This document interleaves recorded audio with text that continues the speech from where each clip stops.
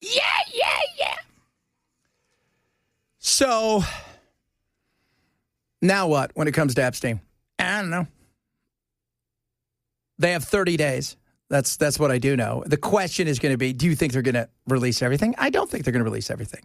And there are safeguards in this law that certain things that just, they can't go redact this, and this. They can't. So when it comes to obviously graphic images, pictures, things of that nature, that's one thing. But as far as taking away somebody's name as a suspect or taking away somebody's name that may embarrass them, like Larry Summers, who's already out there, they can't do that. They can't. And there's only a certain, here's the other thing. There's a couple other things inside of this. Like if it's national security, they say, oh, we can't release this because of national security. They have to go in front of a bipartisan group of people, Congress people and stuff, and plead their case to say this is national security. So that's going to be interesting to see if they try that. Here's the thing. Trump could have released this at any time and probably could have done something other than what's going to happen. Now, when he signs it, I do not know. But, you know, it's coming. It is. And how long will it take? And what can the Department of Justice actually do? The bill requires the Justice Department to post all its Epstein investigative files online in a searchable way within 30 days. The only exceptions are for information that might identify victims, examples of child pornography, classified material, and anything that would, quote, jeopardize an active federal investigation or ongoing prosecution. Top Senate Democrat Chuck Schumer urges against the use of loopholes or any other efforts to avoid complying with Congress's intent. There must be no funny business. Stephen Portnoy, ABC News, Washington. Thank you very much, Chuck Schumer. There must be no funny business. So, you know, and his entire party's going, shut up. Yeah, no doubt. You're an idiot. Why are you here? Somebody said, Chad, why do you think they would not release everything allowed by law? I think at some point in time they will. But here's the thing. And I've heard, you know, this is something I have said. Even crazy, what's her name? Kylie said it. If you knew about it and you were still talking to him and conversing with him, so you knew he had been arrested, you knew he had gone to jail. Like if you emailed before any of that stuff happened, right? Just back and forth. No, but the minute that he went away, you knew what had happened and you're still conversing with him, you're still talking to him. I have a problem with that. And I think a lot of other people will have a problem with that as well. Now, is it going to be egg on the face for some people? Yes. I mean, again, like we're just talking, Larry Summers, the guy used to run Harvard, right? Worked for the Clintons forever and a day. I mean, this guy was, you know, was a mover and a shaker. And let's be real. Dude was emailing him a few days before he went to jail, talking about him being his wingman. How could he get, you know, this girl that he liked, right? Like, what can he do? Giving him dating advice. It's insane. His dating advice is called a roofie. Yeah, I know. It's like, hold on a second. Let me talk to my buddy, Bill Cosby. So, you know,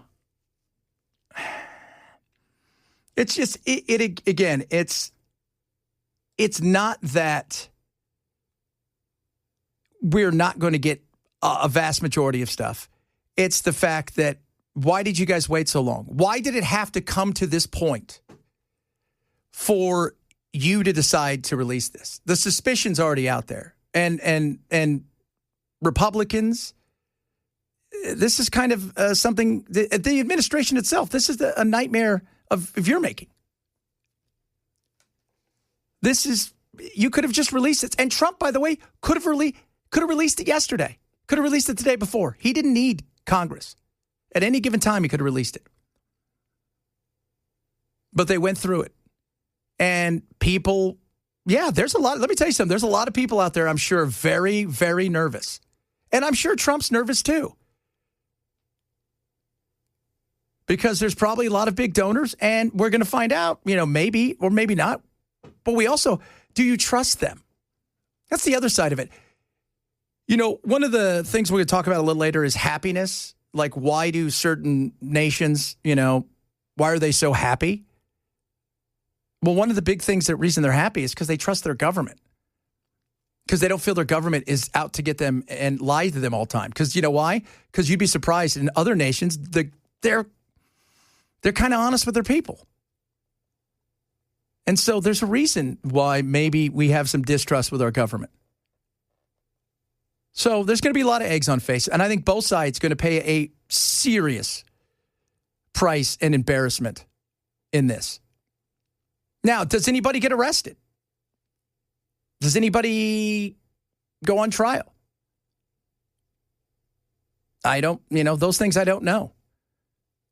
But I'm sure there will be some eggs on some faces as we start to get stuff. Because remember, the stuff that we've seen so far, and I continue to go back to this.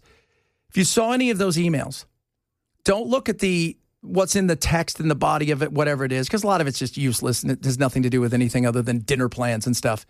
But go look at who those things were sent to. Power brokers, Les Wexner and the president of the UAE and the power brokers of the world, heads of state, princes, and not just Andrew, but those things right there show you the kind of people that he was running with. So we'll see. We'll see what happens, but now it's up to them to figure it out from there. And why it took this long and the reason that people are frustrated.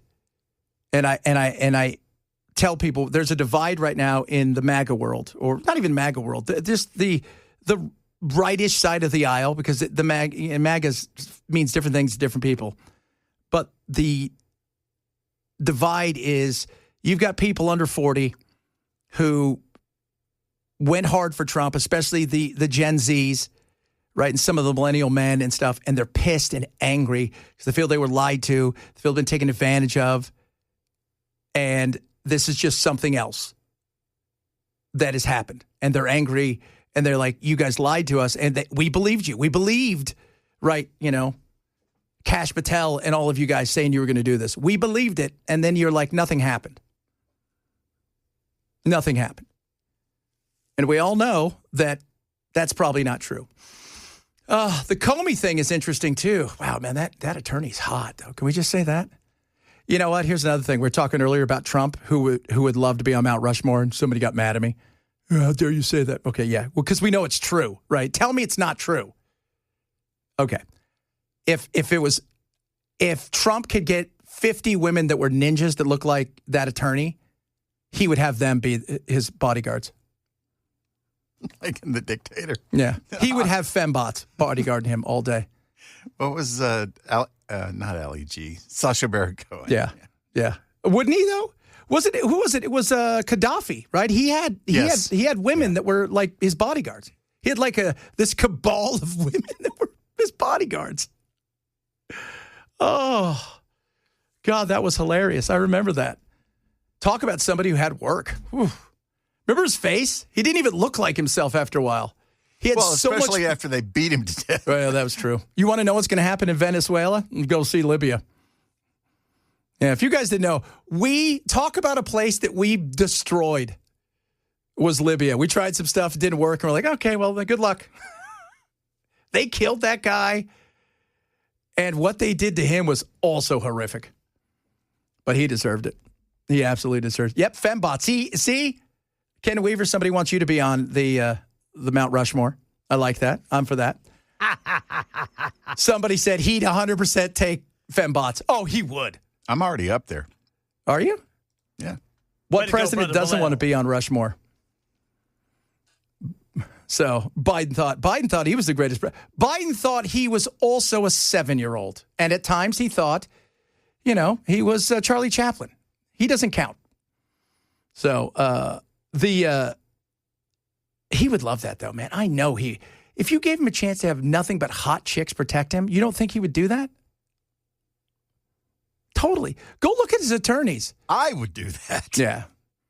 But, here's the thing with Bell. You don't need to worry. Bell's ninja powers and his spicy cobra. What's the spicy cobra's name? The cobra's name is Spicy. Oh, there you go. I thought it was just a Spicy the Cobra.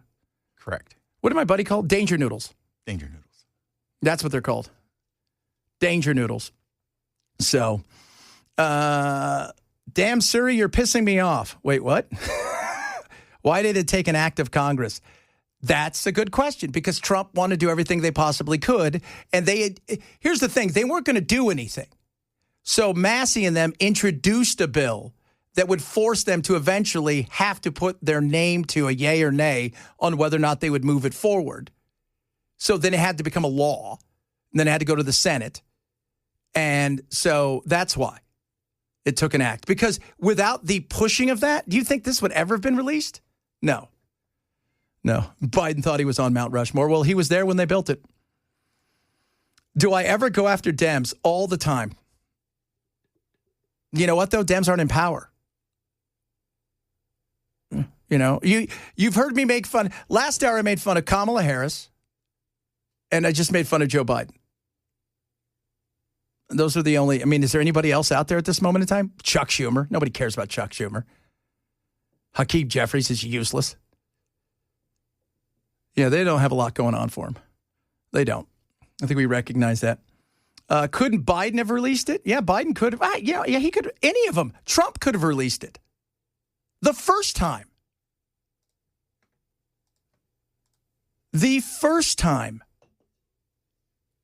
I was watching, was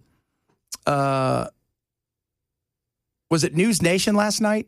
And Bill O'Reilly was on there. I'll see if I can find the clip, but he was talking about Biden when they got it. Why didn't they do all this kind of stuff? You know, when they arrested him under Biden. And the guy's like, they didn't arrest him under Biden. They arrested him under Trump. Trump had him first. He died under Trump's. And Bill O'Reilly's like, no, that's not true. And he's like, it is true. They were going back and forth. And Bill O'Reilly looked like, what? Yeah, so they could have easily released this. They don't want it to be released because it's donors, it's power brokers, it's billionaires, it's guys who fund their campaigns on both sides of the aisle. So they don't want their secrets out, that they're dirty and nasty. That's it. And, you know, government, money, the power inside of government is money keeps it going because power craves money. It's the fuel it needs. And the money side of stuff, it craves power. So they seek each other out. You scratch my back, I'll scratch yours. That's the problem with our capitalism in this country is it's crony capitalism. It's big business. They all talk a good game about Main Street. They don't care. They care about Wall Street. That's the most important thing. And Wall Street right now is, it's having a few issues, but the earnings, I think NVIDIA may come out today, or is it today or tomorrow? And everybody's going to be looking at that. Because the AI, here's the problem with AI, is the amount of money they've poured into it. It's going to be hard for a lot of these companies to ever get anywhere close to turning a profit. When you're spending $1.5 trillion and you're making $13 to $20 billion a year, that's a long road to turn a profit. Very long. It is White Woman Wednesday. We got white women who are angry at us. And I say women because I said girl earlier, and then Belle yelled at me. And then I called her a girl. And in truth, you can't do that. It's patriarchy. Well, not only that, but I don't even know if she identifies as a girl. Well, that's a good point, too. Yeah, this is the problem. We got to get our Venn diagram out. So I got some neat stuff with the little White Woman Wednesday. We're going to talk about happiness in America. Why are we not happy? Why are we not happy? And MAGA versus conservatives. Where does the MAGA agenda go from here? It's a good question, and it's the question that's being battled out right now because everybody's jockeying for positions. And I think there are a lot of people out there who, you know, they think that there's some weakness here and that Trump's got this lame duck side of things right now with Trump. And, you know, there are people that smell blood in the water as far as opportunities take advantage to prop themselves up. We'll talk about that as well. If you're missing the show, make sure you grab the podcast. It is the Chad Benson Show. So we're talking 99.7. It is White Woman Wednesday. I do not know how she, being our friend Kylie, identifies when it comes to whether or not she goes with her sex that was assigned at birth. But this one's a new one, even for her. One of my weirdest dating stories from Chicago was going on a date with a light-skinned black man who was incredibly racist towards black people. And when I say racist, I mean like I could have been on a date with a KKK member, knowing damn well this man had darker skin. This man was raised by a white mom who would not let him get protective styles because it, quote, looked too ethnic. And she also had Americana decor, which is basically just like black people as decorations around her house.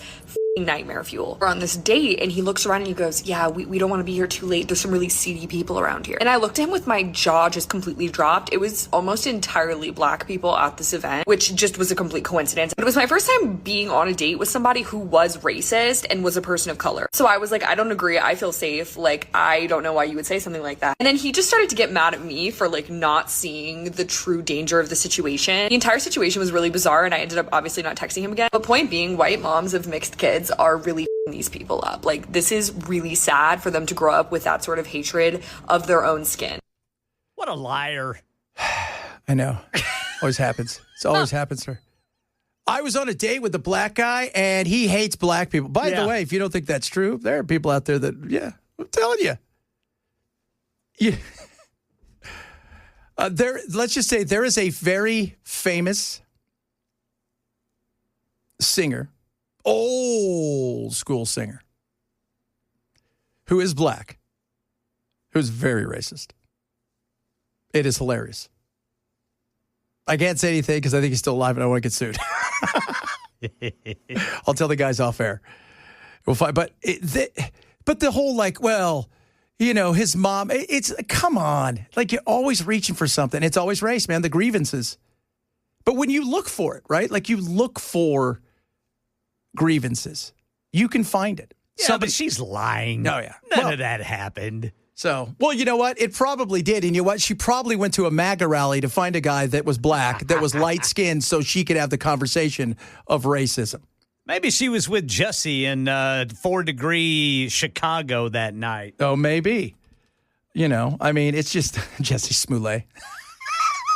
The greatest.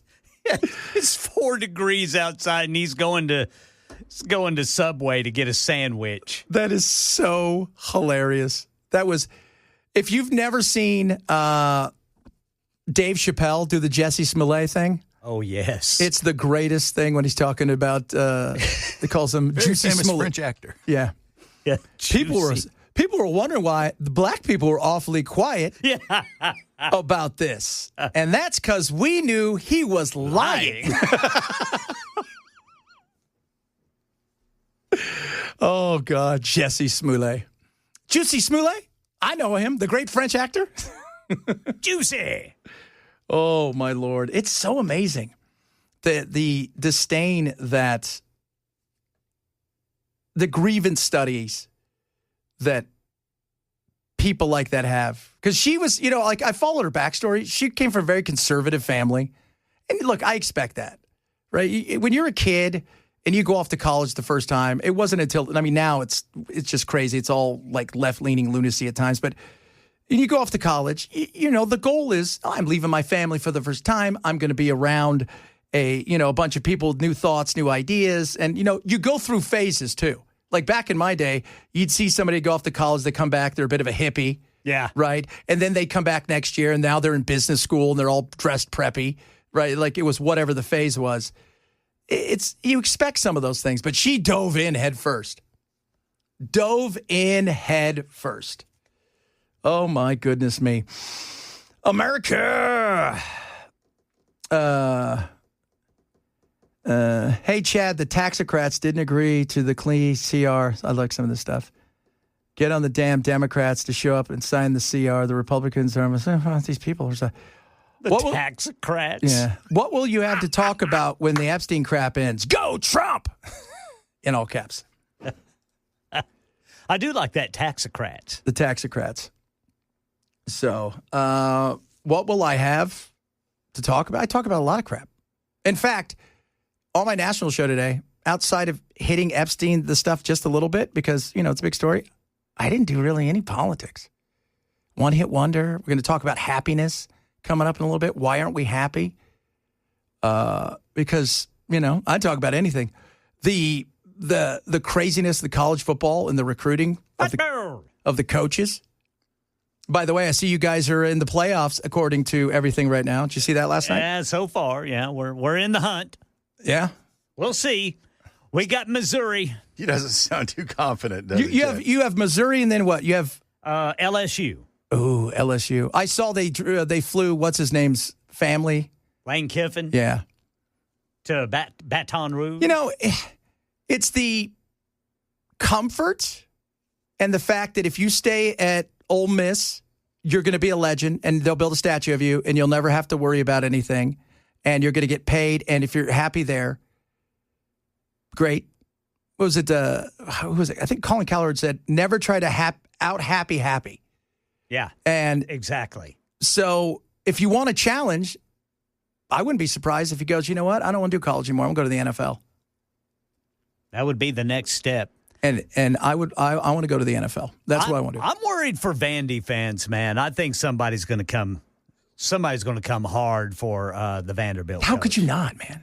I mean, that dude, I know we have NIL and everything, but he has completely changed the culture there at Vanderbilt football. Yeah, how can you not come hard for a guy that is going to get 9 wins? Maybe has an outside. If he got them into the playoffs, somehow they win the next 2 weeks. Yeah.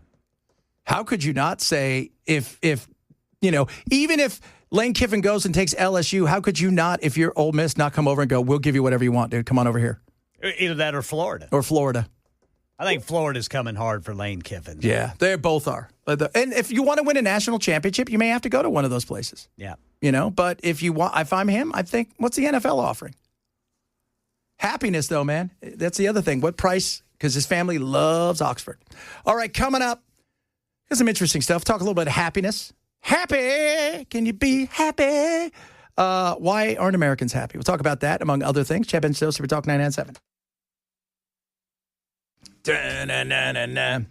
And everybody talks about, why didn't they release the files? Why didn't they do these things before?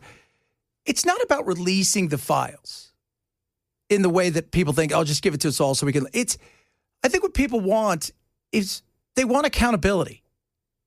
You're just going to say this lady and this guy were the only two, and there was 1,000 victims outside of Prince Andrew. And we knew all the other stuff that had gone on because we'd seen all of the rumors had been out there. We've seen the people that had conversed with them. It's about accountability. That's what people want. They want there to be a movement for there to be pressure on people to go, okay, we need to investigate these people. We can't just allow them to get away with these things. We need to investigate this. That is and if it means you have to embarrass, some people, it's unfortunate. It is. But that's the whole, what are we going to do? Release the files. It's about the fact that people just want some accountability. That's what everybody was promised. Accountability, transparency.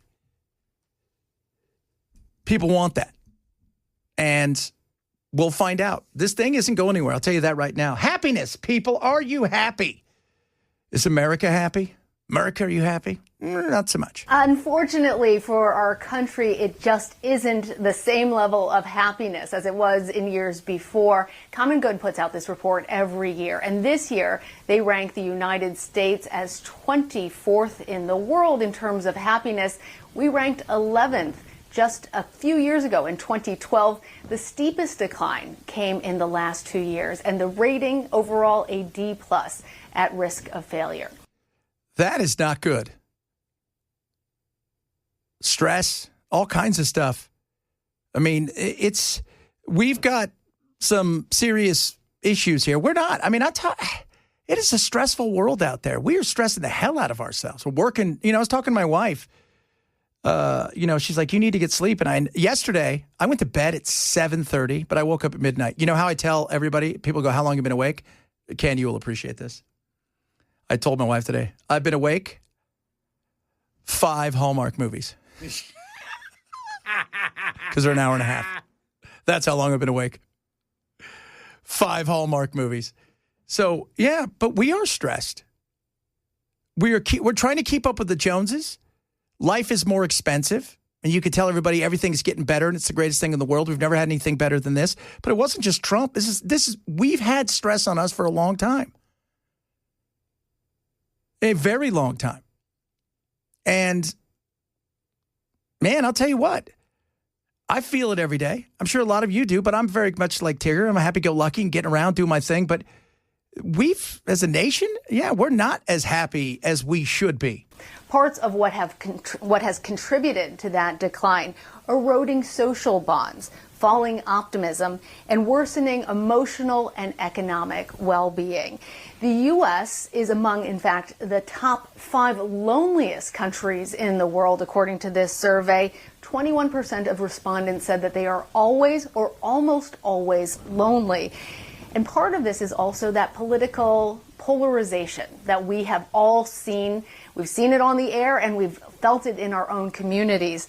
62% of Americans said that the country is simply too divided to be able to function effectively. That is contributing to a greater wariness among neighbors. They don't feel like they can talk or hang out in the same ways that they used to. That feeds into the loneliness and that feeds into that sharp decline for happiness.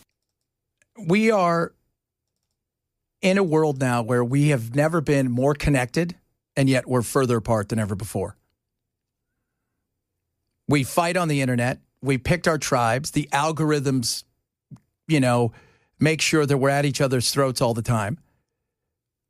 It is really, you watch, this and the way that this breaks down. And I've been doing this for a long time, and I'll tell you guys, we've been divided before. Yeah, but, Trump changed everything for good or bad. No, and I'm not here to judge whether Trump was good or bad because Trump loves the chaos and craziness, and the media loves Trump and the chaos and craziness. They love to fight with him. They make crap up. They push stuff that's insane. He loves to fight with them. They both kind of use each other in that direction.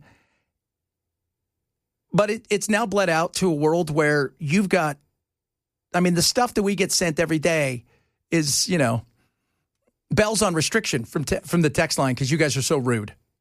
We said no more, Bell, because Bell will say horrible things to you and you deserve it. But it's crazy what we say. You know how to fix all this? How? More government. More. Oh, of course. Well, there's a lot of rage bait out there. There man. is.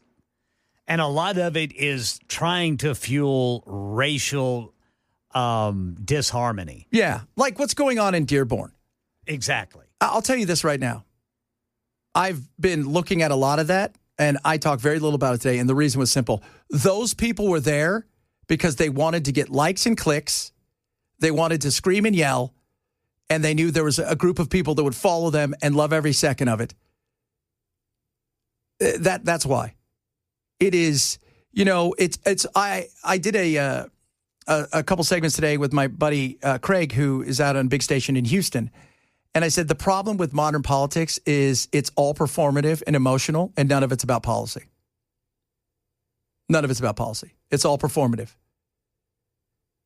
And like you said, man, it's all rage bait because emotion is the number one thing that'll get you to act, to say, to do something. And that's not good.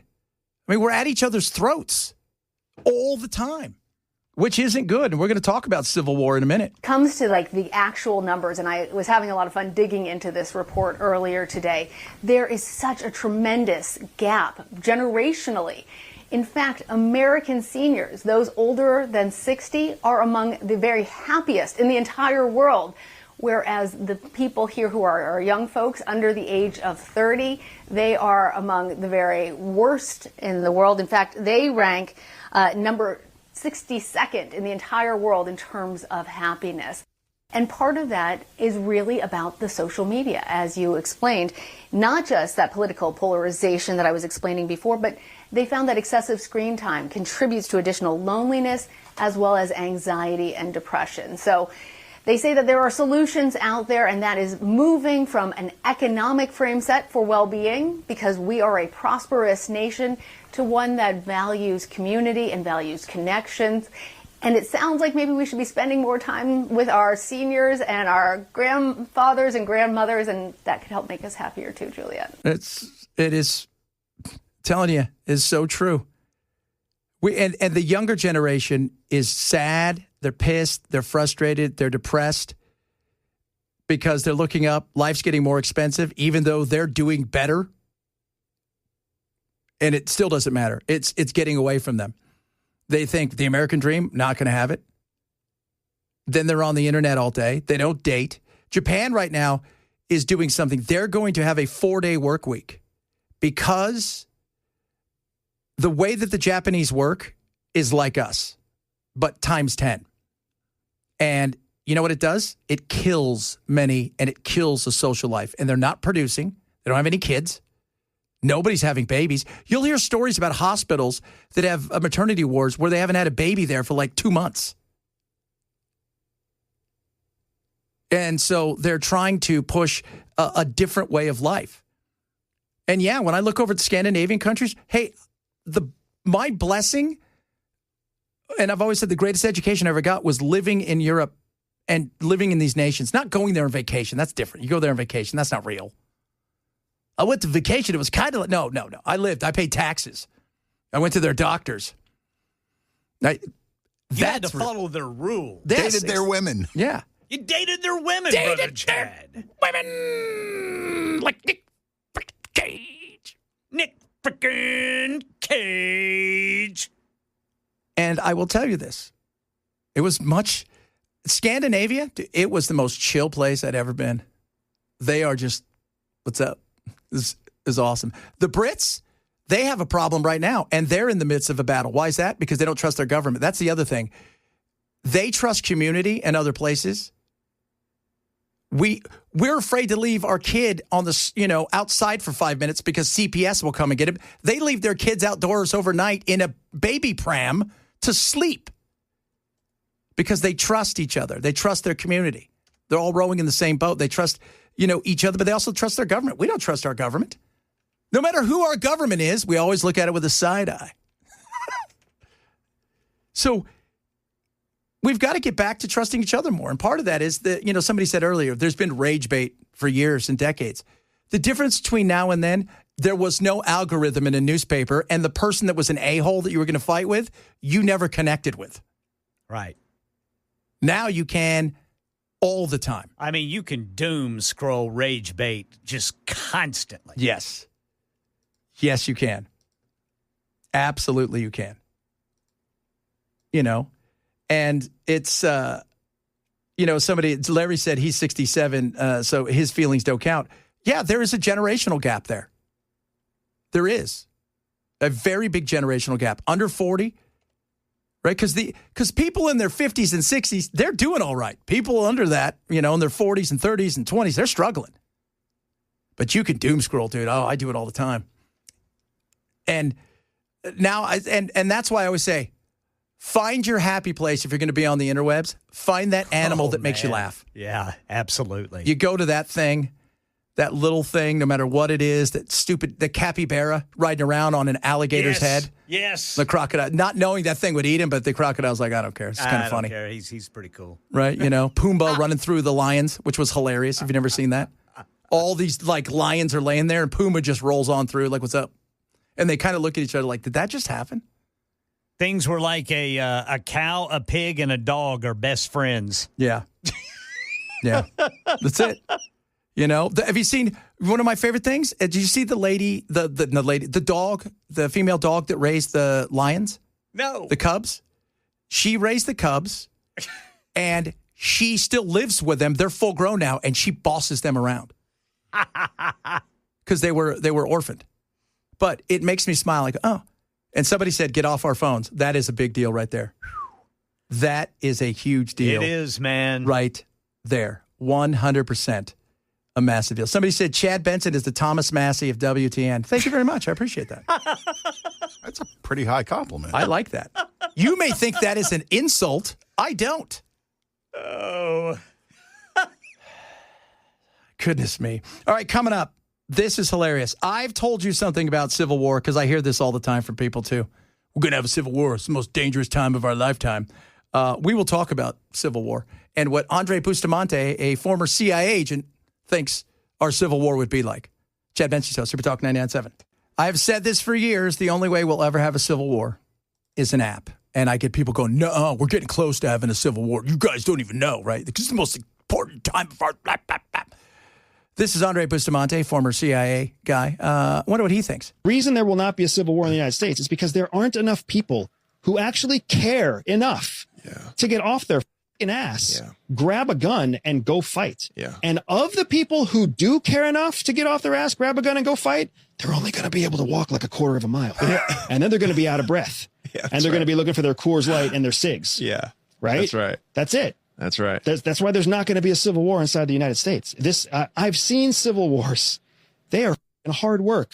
I've seen them in Africa. I've seen them in Latin America. I've seen them rage on in the Middle East. What we have here, people can't even conceive what an actual civil war looks like. To get to the place where you have a civil war, so many cuts have happened. So many irreparable cuts. The only option left to you is to grab a gun and fight. And when you grab a gun and fight, dude, like, you're not carrying around 600 rounds of ammunition with a whole logistical supply chain behind you like we see with the U.S. military. Yeah, we're not going to have a civil war when I hear that. You know why? Because here's how a civil war would go. Dude, are you coming tonight? To what? We're fighting tonight. Oh, we are? What time? Probably about 8 or 9. Ugh, it's a little late for me. I don't know if I can make it. What's the parking like? Well, and Congressman Tim Burchett, I can't remember which one of you guys he was talking with kind of about this. He said you are apparently not thinking about what it would really be like for you to see an Abrams tank coming down your street and you have like an assault rifle. Yeah. There's no match. No, there is no match. Or drones. Or, and not drones like you're seeing, like we're talking about Hellfire drones, missiles being dropped on us. That is never going to happen. And plus, how angry do you have to be? Like, what's going on? Like, he's talking about cuts where the government's clamped down on us. We have no food. We have no money. There's no running water. There's no electricity. Then that's when people rise up. But that's a massive group, and chances are the military would be going, okay, what the hell's going on here? And they would stop it. Yes. Yeah. We had a internet outage for like 2 hours yesterday. People lost their mind. But they weren't taken to the streets. Why? Because we're not that kind of people. Like I said, if there's an app, maybe. If it's too late, if the parking's not good, I don't know if I can make it. But this whole thought that we're going to have that, I sit there, I shake my head. Sometimes. Coming up, a lot of good stuff. Women, they want to get out of America. Why? We'll talk a bit about that. Bunch of other goodies on the way, some more Epstein stuff. The economy. If you miss any of the show, we always say shame on you. Make sure you grab that podcast. This is the Chad Benson Show at Super Talk 99.7.